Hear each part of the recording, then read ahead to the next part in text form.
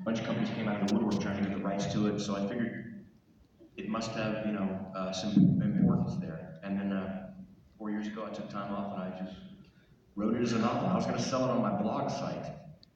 And then a friend of mine read it and said, man, you have to get this traditionally published. I had no idea the process to go about having that. He said, let me show it to an agent. Showed it to the agent. Said, oh my God, this should be published. And the next thing I know, the biggest publisher on the planet Earth, Hachette, published it. So it was very flattering, and it's been a wonderful experience. Yeah. So we've done a few of these panels together, and it's been 21 years since Boondock Saints came out. I don't know if I've ever asked you this before, and I don't know if you've ever told the story before, but what are your memories, you two guys, of meeting each other for the first time? Do you remember that? I remember meeting Rocco the first time, yeah. I was sitting in a director's chair. They're those, the director's chairs, the ones that have the director's name on the back or the department. And Rocco comes walking up to me. Now Rocco is the silent genius type. He doesn't speak a lot, but when he does, it's profound as fuck. And Rocco comes up to me, and he's, like Rocco, he moves very slow but with incredible purpose. He comes up to me and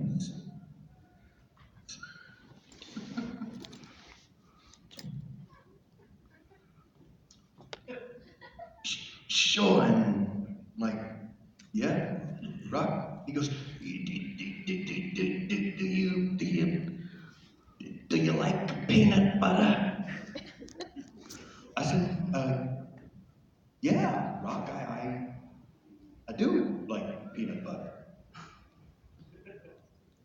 Yeah, me too. And he just fucked off. That was it. That was it. That's been Rock since I've fucking known him. One time we landed in St. Louis. We were gonna go to an event. We're sitting in a limo. Rock silent for 10 fucking minutes. I got my headphones in, listening to music. He starts motion. I take the headphones out. And he goes, did you know that St. Louis is the bowling hall of fame? I said, no, Rock. I didn't know that, man. Do you like to bowl? No. Just random information in his story back there. That was the first time. Peanut butter was the first fucking line. Not, hey, my name is Rock. Like, do you like peanut butter? I was like, fuck yeah, I do, man. And then he wandered off. I'm like, I love this motherfucker. Rocco, do you feel like that's an accurate representation of how you guys first met? I remember when he came down to this bar that I worked at. Now, he had a career. I mean, he's been working for probably 7, 8 years. I don't know how, because it was so it would have been 22 years ago. And his blonde hair and all this sort of stuff. And you say 22 years ago, and I'm working at a bar. And I had Sloan's, and I remember seeing him, and I just said, wow, he must get laid a lot. I'm saying that. I'm behind the bar, and I'm 15 years older than he is, and he's had this great career till then, and always has. And I looked at him and went, because I really liked that movie Powder. And I had no idea it was him, But I remember the movie, and of course, Troy said, he was in that movie Powder. And I'm just thinking, wow, he's had this career and everything and all that. I'm cleaning up the bar before he just goes home, to his house in the hills. I looked at him and I just thought he had it made. I want to be like him, I said. Still not. And then Rock did Boondock and stole the whole fucking show, as you all know. Yeah, let's talk about Troy, meeting Troy for the first time. Now, you guys knew each other from being friends and whatnot, but Sean, when you kind of first came to set and got to know Troy and what, because that film went through a lot of different iterations before it got to where it was going to be, but talk about getting to meet Troy and especially the way that he collaborated with you guys on set and came up with some of those very, very memorable moments. Rock, many of which Rocco has in the film. The cat, and one in particular is my favorite. Yeah, You like cats, by the way, right, Rocco? That cat was a dick. Just want to clear that up right now. I do, but, no, I thought, Troy just wrote a script. I think it was CB, his buddy, was doing more. I mean, Troy was sitting there with us, and we're just waiting for it to happen. And we had to wait about a year for some reason. I don't know why. And, we just did it. But, yeah. I remember the first day, what he did, he had to direct Defoe to do something. And I go, hey, how was it? This is a first-time director, of course. And I mean, he first came down he had a band with his brother. And then he just started writing this thing while he was a doorman, writing the script when he was a doorman at, when he was a doorman at Sloan's, where I was working as a manager. And then when he got it, I just thought, don't you have to do directing, go to some sort of school to direct? But he just went up there, and I remember the first scene with Defoe, and I said, how was it? He goes, yeah, I thought it was good. He said, let's do it again. Just, whatever. What did I just say? I'm sorry. That was good, it was good. Sean, what are your memories of meeting Troy for that first time? That pretty much sums it up. That's it? Yeah. Okay. Anybody else have a question you'd like to ask? Well, one thing I do... Hold on, it's still going. Wait, let me tell you one story that Troy was going to go with Miramax, and Harvey, who's not doing well right now, not to kick a horse when it's down, but he wanted to have these certain people in the movie, and Troy really wanted Norman Shaw so bad, and he fixed this did this little scene with them to show him and all, but he wanted Norman Shaw and no one else for Boondock, which I just thought I'd tell you that. And he wasn't going to have anyone else, and Harvey got like a red ass or something, and so we went with someone else who it ended up was better for, I think, everybody, and especially for me, because I don't think Harvey would have had me in it. All right. I saw a hand right there. Yes. Yeah, this is, I guess, for both of you. Did you guys ever think while you guys were working on this, or after you completed it, if you guys thought it was going to be so big 20 plus years later with such a huge following, how did you guys think it was going to work out, or, You know what's funny about the film business? It's you guys know me from films that came out, but that's the tip of the iceberg. We work constantly on things that never see the light of day. And oddly enough, there's things I'm incredibly proud of that never seen the light of day. And things that I wish nobody had ever seen and became incredibly proud of. It's, there's no recipe. If there was a recipe to make a cult hit, everybody would do it. Part of it's relying on y'all. It's like, I remember coming up, being a huge audiophile. Music was important. And whenever you get some very rare 12-inch single from Europe, in the mail that you ordered, if you pulled up at a stoplight and there was some douche in an orange Corvette listening to that, you were offended. You know what I mean? It's like your girlfriend cheated on you. You're like, who the fuck gave him the song? But that's the way Boondock was, you know what I mean? It's like friends would take it and they'd go, hey, Mike, you gotta watch, don't fucking give it to Trey, fuck him. But you watch the movie. Mikey, fuck Mike, fuck Trey, but you watch it. You know what I mean? It was crazy. I remember getting a phone call from Reed. The movie came out. We went to a screening on the Sony lot. Nothing happened. It opened in like one theater for 18 minutes. Went away. Then it was a Blockbuster. And they had a copy of it, like a single copy. Boondock Saints. Then Rita's called me, he's like, dude, there's a whole shelf of our movie. I'm like, who the fuck holding a whole shelf? I went to Blockbuster and there's a whole shelf, like maybe 10 copies on the shelf. And then Rita's called me the next week, he's like, dude, There's a whole section. I went back to block. Sure enough, 1, 2, like 8 rows all the way to the down. Then I went another week later, and I'm like, dude, it's a whole wall of Boondock Saints. I mean, that's never happened to me before. I mean, we've all been kind of blue collar working actors for a long time, but never marquee players. You know what I mean? And I remember that he called me also once from Venice Boulevard. He's like, there's a motherfucker with our face on his t-shirt. And that's when we were like, wow, this is something a little different. Because it was very organic. There was no ad campaign saying, see this movie tomorrow. 78 shells, vengeance, 17 bombs, big explosions, part 9. It was just word of mouth. And there is nothing more powerful than an endorsement from somebody whose opinion you trust and will take to the bank. And that's what happened. People handed it to their best friends. You know, it's an age-old story where people like loaned a copy of Boondock and they never got it returned, you know?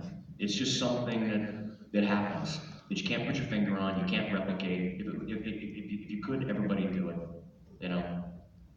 I remember the thing that we discussed this before about seeing people with the tattoos and how you didn't realize how much of that was out there. And like people would come up and show you tattoos, and not just a little tattoo, like their entire back would be tattooed with Boondock Saints, or like phrases that Rocco said, or something from the movie, and it was just like, it was unbelievable the cultural impact that it had, that it was kind of under the radar. It's also unexpected too, because when you do a film that's released by Universal, it's on the news. You know, this has done $48 million at the box office, so everybody knows, oh my God, shit, people are seeing this.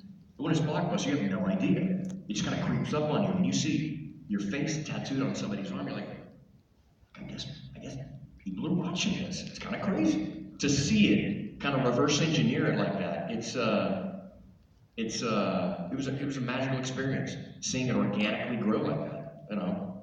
And it's a moment. That's a film I think we're all proud of, you know, and proud as hell to have ever been a part of, you know. Yeah. Anybody else have a question? Right here. I have a question for them and also a small request, if they wouldn't mind. I'd like to ask them, what was it like working with Judd Nelson, if they wouldn't mind thrusting their fist in the air like how we Can we did? use a microphone on this? I'd like to ask if what they thought of working with Judd Nelson, and also if they wouldn't mind thrusting their fist in the air like how we did at the end on Breakfast Club. Hang on a second. We missed the second part of that. Mom, give me a second. I mean, I love y'all, but when Mom, you know what I mean? Your mom's messaging. Okay, I'm sorry, go ahead. What was it like working with Judd Nelson? And I missed the second part, I'm sorry. I would like to ask them if they wouldn't mind thrusting their fist in the air like how we did at the end on Breakfast Club. Both of them. There's so much reverb. Yeah. Can you just take the microphone away? Something and about just that say it loud? microphone is kind of muffled, I don't know why, but. Text Sean question. Say it Not loud. the question. Yeah, what's your number? Oh, yeah, there. Yeah, Rocco's all over a guy's back. So what, say it again, just without the microphone. I would like I can do it. She wants to know what it was like to work with Judd Nelson, and then if you guys could redo the throwing of the fist in the air at the end of Breakfast Club. Yeah, Sean, can you do that? Judd Yeah, Nelson both of was you. in 2, right? Whoa. Yeah. He was in too, yeah. Judd Nelson, yeah. Judd was killer. He is a bit of a conspiracy theorist, which is interesting. He was always coming up with stories like, did you know that the symbol at the end of the film, it means, he's a great dude. Fun. I like that dude a lot. I had a great time. Rock, you want to add to that? Well, you know, 2, I wasn't on set a lot because there was just a couple of things I did. And when I did it, you know, do I have to talk? And so I didn't, I didn't, He didn't get to spend a lot of time with Judd. with Judd, yeah, I thank you. But we were all fans of Judd Nelson too. I mean, me and Rita were like, holy shit, it's fucking Judd Nelson, motherfucker. You know, I mean, it was just, I know he was Cliff's friend. yeah. That's how we got. Cliff is friends with everybody. Yeah. Like, it was a running joke. Cliffy would answer the phone, he's like, yeah, okay, I'll call you back. Stay though. We're like, fuck, okay, was it really? He's like, yeah, you know. He knows those? everybody. Okay. Can you thrust your and fist? Right back there in the black shirt. They didn't do it. Was it hard getting into character? Can you just yell it without the mic? Is it just terrible? Was it hard getting into character, or did this just feel like a magical fit for how your acting style is? Can you yell all the questions from now on, by the way? All right, go ahead. Was it hard getting into character? Aren't auditoriums supposed to have like really good acoustics? It's okay, I can repeat what she said. She was I asking, can't even was hear it what hard you're getting saying into when it comes on the mic. I can't. I'm like reading your lips. Was it hard getting into character? Yeah, incredibly. No. Let me tell you something. If any motherfucker ever comes up here and sits at this table and goes, process that I went through was so tumultuous and I had to dig down deep into my soul to pull out a performance. It took you. Fuck off. Fuck off. I haven't had to work in 30 years. A job to me is something that I will not do unless you pay me to do it. More people want to be in this industry than want to be president of the United States. Not lost on me. People move to LA every fucking day and will make movies for free. They will do student films for free in hopes that some director will see their work and eventually one day pay them to do it again.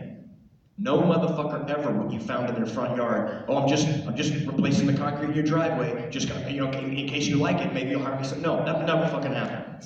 No motherfucker ever digging a ditch, you drive by, he's doing it in hopes you go, fucking solid ditch work. Like I wanted to do that. Never fucking happens. But in this industry, they do it for free all the time. There is no big, tumultuous moment that you have to put yourself through. I think most actors kind of make that up to make it seem like they're worthy of a giant paycheck, but it's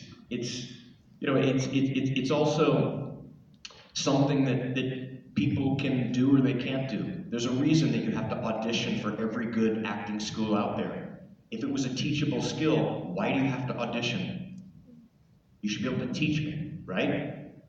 Well, some people do it. This is the only industry. How great was fucking Rock in this movie?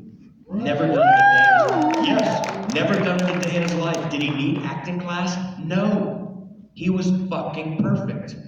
There's people that do it all the time. Eminem was great in 8 Mile. He's a fucking rapper. He didn't study theater or anything like that. He was very real. He was grounded. Nobody went, oh my God, the guy just sucked. It's like, if you can be a believable version of yourself on camera, then you can act. I mean, certainly there are varying degrees of a nuanced performance, but you didn't have to go to, I didn't have to go to a dark place, and I know Rocco didn't either. Rocco was literally like, yeah, give me a pizza with the, can you hold on 1 second? Action.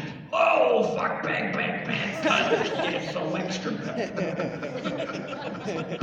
It was that quick with Rocco. I will say, when I first saw the movie and I saw Rocco, my first thought that went through my head was, where did they find this guy? This guy's amazing. I want to go look up his past work, and I was shocked to realize that this was the first big movie he had done. You know what's funny about that though? I think it gets in so many actors' way. Because even me, I want every now and then, if I was in a class, I'd want this inspiration to come down. And if you read between the lines on any great actor, whoever they are, they always say, sometimes you just gotta open the door. And I think that's it. I could never do Hamlet, because I feel that, oh my God. But I hate to, pull the curtain back and show you the wizard, because he's just dressed in Levi's and a t-shirt. There's no big feat there. You know what I mean? It's and the technical aspect, as far as getting into character, anybody can learn a dialect. Anybody. The only reason I speak like this is because I was born in Texas in America. That's it. If I was born in Ireland, I'd speak differently. Everybody's vocal cords have the ability to replicate any dialect out there. It's just whether or not you want to do your homework. So you should be able to, on cue, and not have to go to a happy place and run in your, you should be able to go, because we always fucking need it. You should be able to do that on cue. And not go, because we should always, no, fuck, what was that? What's the dialect? You should be able to do it. You know, and it's just homework. It's not magic or anything. Anybody in here can do it. Anybody. All right, anybody else? Right over here. Hey guys, maybe a silly question, but where exactly does the title Boondock Saints come from? Where does the title Boondock Saints come from? Slang from Boston, the Boondocks. You know, slum docks where people fresh off the boat get their first jobs.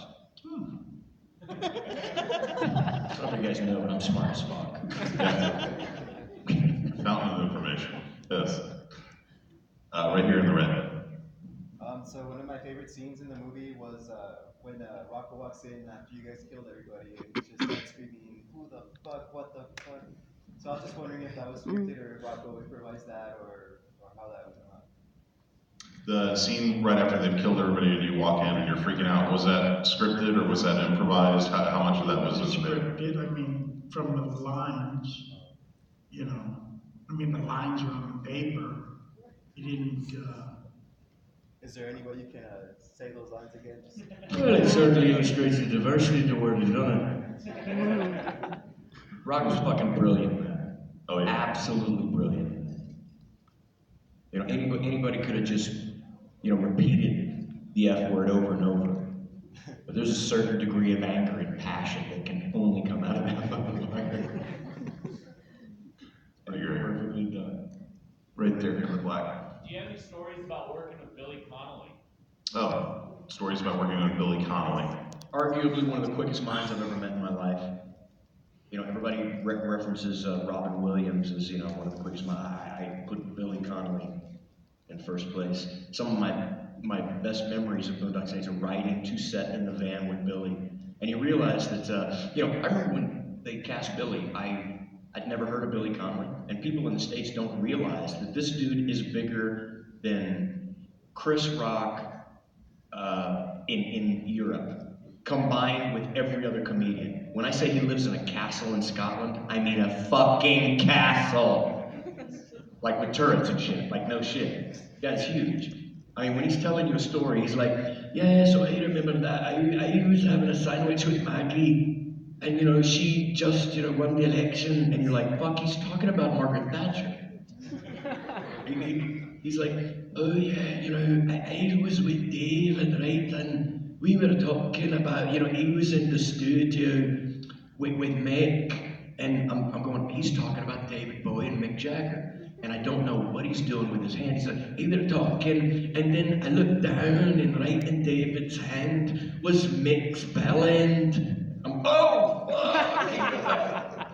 You know, that's Billy Connolly knows all of those people because he's Harrison Ford, he's Chris Rock, he's every big name over the UK. I had no idea that this guy was that big and famous in the rest of the world except the United States.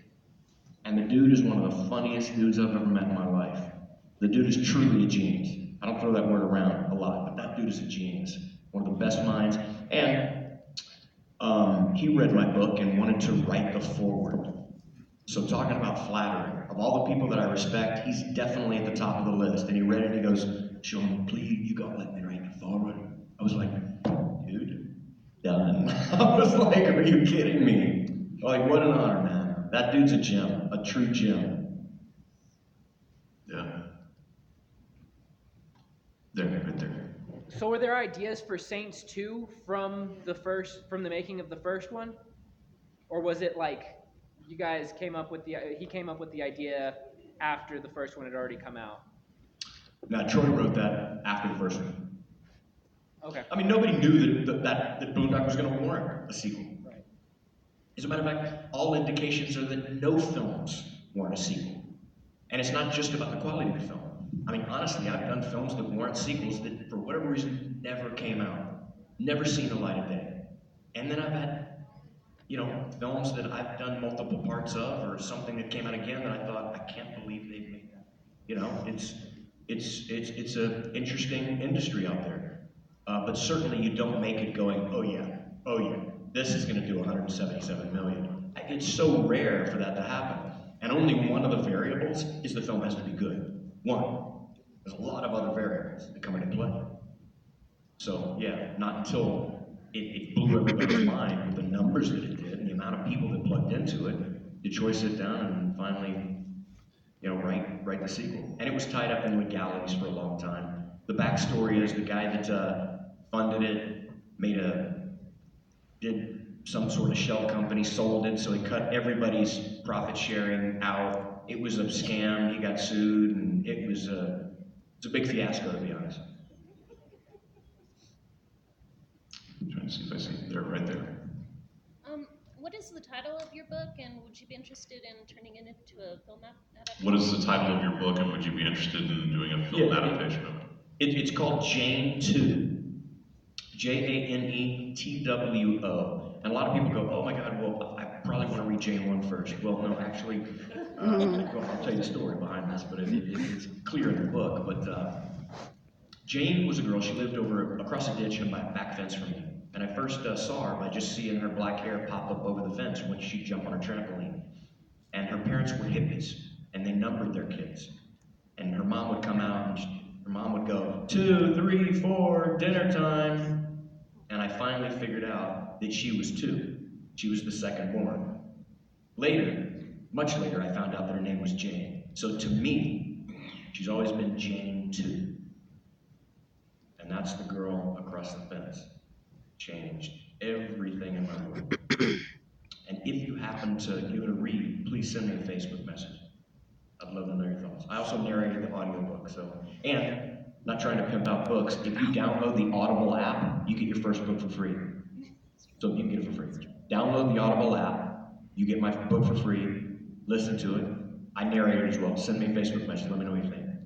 She also asked you, could you envision a film adaptation of it? Could you envision a film adaptation of the book? Yeah, absolutely. And oddly enough, very flatteringly so, companies have approached me to procure the rights to it. Because it's something that's incredibly important to me, I don't want to sell it outright and let somebody else completely steer. So I want to wait and set it up the correct way, where I remain an integral part of the creative process. In any other script that I write, you sell it for the highest number.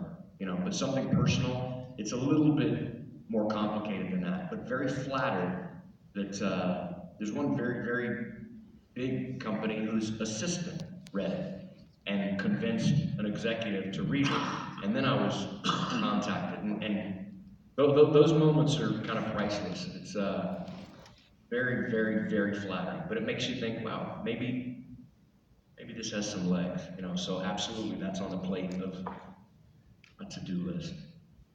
Very good. I think we have time for 1 or 2 more, and then we're going to wrap it up. Yes, right there first. Do you guys have more book writing projects on the horizon? More book writing projects.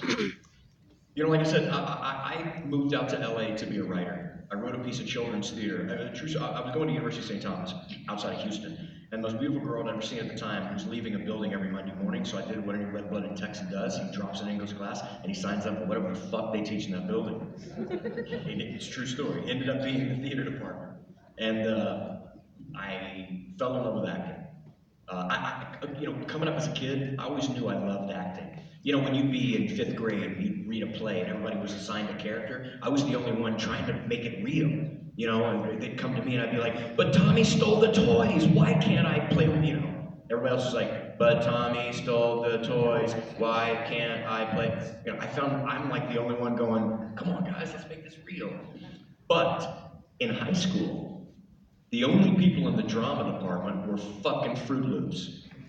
I don't know if that's a shared experience outside of Texas, but I remember Timmy, a buddy of mine, who's been on my football team since I was 6 years old. Suddenly at the drama department, he's wearing cape, eyeliner, and all kind of. I'm like, Timmy's like, it's Ziggy Moon Pie, it's Tuesday. I go by Ziggy, I'm like, okay, whatever, fuck, I don't even know what the fuck that means, but it was just weird. It wasn't about acting in high school.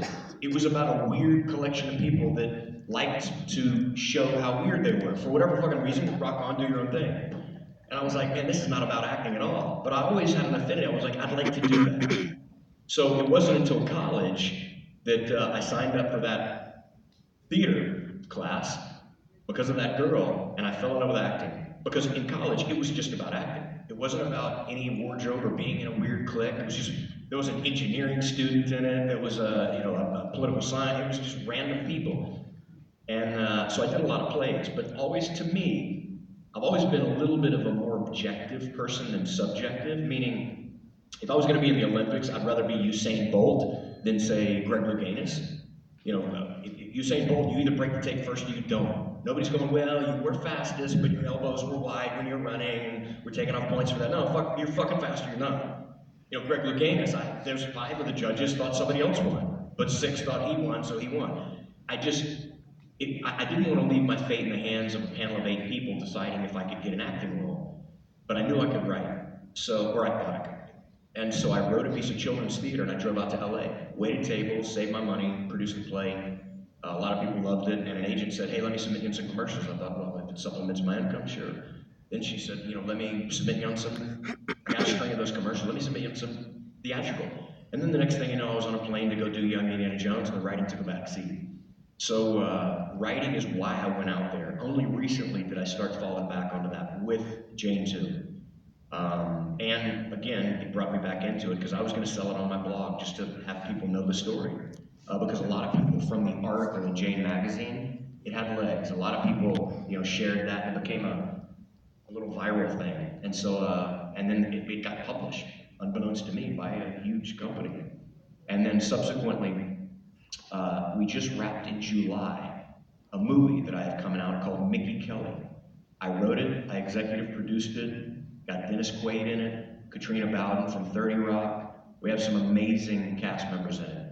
But I wrote that, and I think I'm pretty proud of it, the way this turned out. You won't see it till around September, but it's about an aged MMA fighter and navigating family in this process and finding out, why he's put on this planet. But I don't think that'll be the last time I write something for the screen. I enjoy it, I like it, and it's really what brought me to LA in the first place. So hope y'all remember that name when it comes out. Go check it out. It's called Mickey Kelly. That was the longest fucking answer in the world to a short question. Yes, brother. Okay, I think this is going to be our last one right here, right over there. We got to go to him because I already told him too. Okay, I'll come to you next, but let's go right there. Yeah, you have your hand up. Yeah. Do you still talk to Willem Dafoe? You still talk to Willem Dafoe? Yeah. Let me tell you, everybody always says, Willem Dafoe is this method actor. He's, oh God, you gotta, I don't know if you guys know what a method actor is, but a method actor is you gotta call them by their character name, and they only speak lines from the script, and it's like, okay, fuck, I'm like the least method motherfucker out there. But I remember the first time I went to a pizza restaurant, it's like me, Rock, Ritas, and Willem. Cute little waitress comes to the table. I'm looking up at her, I'm like, hey, I'll have a pizza margarita, ice water. And Willem's sitting next to me. And Willem just looks at me and he goes, fag. Now that's a line in the script, and I thought, this motherfucker is method. That's like, I was like, fuck it, okay, whatever. It's a good dude. Good fucking sense of humor, man. That dude's funny as fuck. He's a good dude. And he's not a painful method actor. He's one of the most accommodating, giving dudes on the set. I like him a lot. Okay, who was the one over here? Okay. I'm sure you get asked this all the time, but I was just wondering if you would be open to making a third to complete the trilogy, or if that's just something that you don't think we needed, or... The question was, would you be open to making a third? Yeah. Look, I mean, everybody's open to anything. You know what I mean? It's with the right script. I think Regis is on the same page. I think Rock's on the same page. I think everybody, would love to go back a little closer to Boondock 1, a little more realistic, a little more, but I don't think any doors are ever closed permanently. I think everybody has their own way that they'd like it to go. And, if it doesn't seem like it's going in a direction of somebody's preference, then they'll probably say no, But if done correctly, absolutely that's possible. I know the studio has been wanting to make it for a long time. It's rare. It's rare in this business to do something, like I said, that everybody would pay to do that makes money, that is commercial success. So when you have 2 of those that make that disproportionate amount of money compared to the budget, then certainly the studio's like, give me more, you know? So, but without, you know, being a film slut and just churning out 97 of them, you know, I think everybody, you know, it's really what the first thing that people knew me from, you know? And read us too, so it's important to us, and rock too. You know, we don't want to just make 96 of them, and you know, we'd love to stay true to form. You know, from the way it was born, from its birthing days. If it could be executed like that, I think everybody more than entertaining. You know? We're all waiting for it. Obviously, how the second one ended. You know, it's kind of a cliffhanger, so to speak. I appreciate it, brother. Appreciate it. All right, guys. Well, thank you so much for being here. Please come see these guys after tables. They will be here at the show. Let me tell you guys this. Like I said earlier, I know the industry I'm in. A lot of people, you know, come up and meet us at the table and they say, "Oh, you don't know what it's like. You don't know what it means to us that you traveled to." No, fuck off. Y'all don't know what it means to us. To be able to come 20 years after you made a movie and people line up to want to talk about it. It means the world to us. It's not lost on me. I'm very grateful. So is Rock. I hope it never ends. And I hope we can give you more things that make you go, wow, you know? I'm very honored to be speaking in front of you guys and that y'all still give a shit. So flattered and tickled to death. From my heart of hearts, God bless you guys. Thanks. Shot Country Corner, David Navarro. Thank you, everybody.